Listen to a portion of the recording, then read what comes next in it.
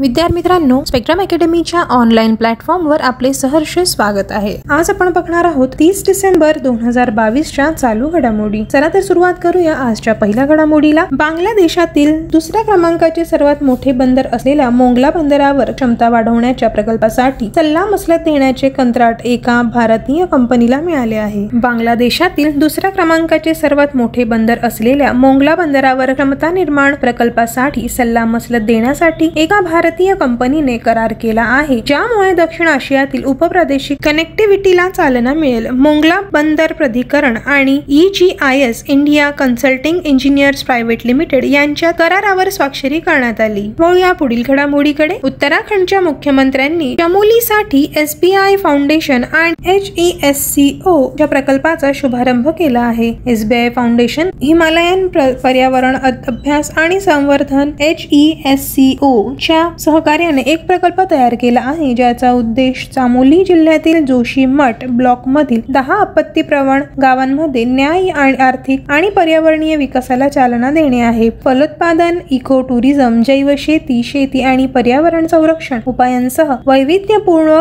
उपजीविकेला प्रोत्साहन देऊन महत्त्वपूर्ण संतुलन साधण्याचे या प्रकल्पाचे उद्दिष्ट आहे। हवामान बदलाचा धोका कमी करण्यासाठी चेक डॅम संरक्षण भिंत आणि पाण्याच्या छिद्रांचे बांधकाम या उपायांमध्ये समाविष्ट आहे। उत्तराखंडच्या आपत्ती प्रवण क्षेत्रासाठी हवामान लवचिक आजीविका प्रकल्पाला SBI general insurance company limited कडून निधीचे समर्थन मिळत आहे। वळूया पुढील घडामोडीकडे। बांगलादेशाच्या पंतप्रधान शेख हसीना यांनी ढाका येथे पहिल्या वहिल्या मेट्रो सेवेचे उद्घाटन केले। बांगलादेशच्या पंतप्रधान शेख हसीना यांनी ढाका येथे पहिल्या मेट्रो रेल्वेचे उद्घाटन केले आहे। डायबारी ते आगरगाव स्थानकादरम्यानच्या पहिल्या प्रवासासाठी ढाका येथे मेट्रो ट्रेनला हिरवा झेंडा दाखवण्यात आला। मेट्रो रेल्वे 2030 पर्यंत पूर्ण होणाऱ्या मास रॅपिड ट्रान्झिट बांगलादेशाच्या प्रकल्पाचा एक भाग आहे। बघूया पुढील बातमी। भारत ऑस्ट्रेलिया आर्थिक सहकार्य आणि व्यापार करार 29 डिसेंबर पासून लागू होणार आहे। भारत ऑस्ट्रेलिया आर्थिक सहकार्य आणि व्यापार करार 29 डिसेंबर पासून लागू होणार आहे। भारत आणि ऑस्ट्रेलियाने 2 एप्रिल 2022 रोजी आर्थिक सहकार्य आणि व्यापार करार ECTA वर स्वाक्षरी केली। ECTA हा एका दशकाहून अधिक काळानंतर विकसित देशासोबतचा भारताचा पहिला व्यापार करार आहे। या करारामध्ये दोन्ही मित्र देशांमधील द्विपक्षीय आर्थिक आणि व्यावसायिक संबंधांच्या संपूर्ण क्षेत्रात सहकार्याचा समावेश आहे। बघूया पुढील घडामोड। दक्षिण आफ्रिकेचा क्रिकेटपटू फरहान बेहार्डियनने निवृत्तीची घोषणा केली। दक्षिण आफ्रिकेचा फलंदाज फरहान बेहार्डिनने 18 वर्षाच्या आंतरराष्ट्रीय क्रिकेट कारकिर्दीची सांगता करून निवृत्तीची घोषणा केली आहे। 39 वर्षीय खेळाडूने 59 एकदिवसीय सामन्यांमध्ये प्रोटीज संघाचे प्रतिनिधित्व केले आहे आणि 1074 धावा आणि 14 विकेट आहेत। बेहार्डियनने दक्षिण आफ्रिकेसाठी 38 T20I कॅप्स देखील केल्या आहेत आणि 32.37 च्या सरासरीने 518 धावा केल्या आहेत। जानेवारी 2017 मध्ये श्रीलंकेविरुद्धच्या 3 सामन्यांच्या T20I मालिकेत त्याने प्रोटीज संघाचे नेतृत्व केले होते। बघूया घडामोड। सरकारी मालकीच्या WAPCOS ला आशियाई विकास बँकेने सर्वोच्च सल्लागार कंपनी म्हणून स्थान दिले आहे। एशियन डेव्हलपमेंट बँकेने वार्षिक खरेदीवर जारी केलेल्या अहवालात भारतीय PSU कंपनी WAPCOS हिला जल आणि इतर पायाभूत सुविधा क्षेत्रातील सल्लागार सेवा कंपन्यांमध्ये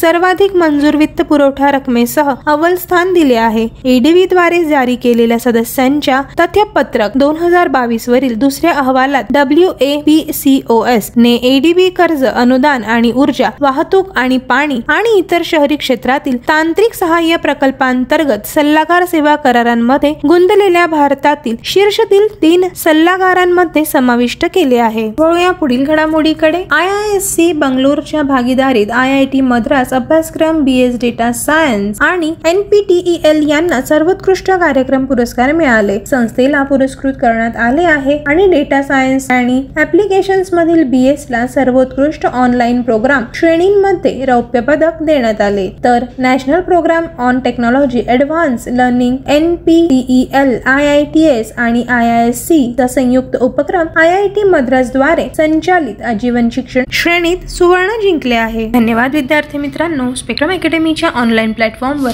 असेच नवनवीन व्हिडिओ ऐकण्यासाठी बघण्यासाठी स्पेक्ट्रम अकॅडमीच्या YouTube चॅनलला सबस्क्राइब करा, व्हिडिओला लाईक करा, शेअर करा करा आणि कमेंटही करा. बेल आयकॉनला प्रेस करायला विसरू नका. व्हिडिओ लाईक केल्याबद्दल धन्यवाद.